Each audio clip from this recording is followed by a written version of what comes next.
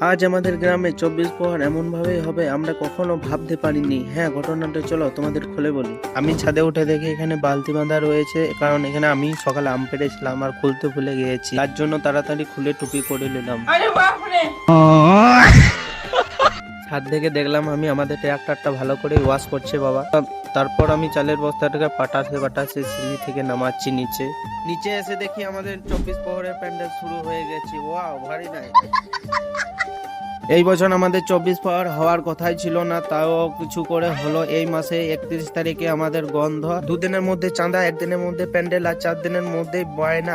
এত কিছু সম্ভব ছিল না, আমাদের ঠাকুরের কৃপাতে সবকিছু সম্ভব হয়ে গেছে। এই ছোট ছেলেগুলোকে দেখে আমাদের খারাপ লাগছে, কারণ আমরা যখন ছোট ছিলাম তখন এইভাবে আমরাই খেলতাম, আর আমরা বড় হয়ে গেছি, এখন কেউ নেই। এত বড় গাঁটাতে দুটো মাত্র ছেলে, তাও আবার আমাদের 24 প্রহর। সব ছেলে সংসারের চাপের জন্য, নিজের শখ পূরণের জন্য সবাই বাইরে চলে গেছে, ঠিক কি না বলো?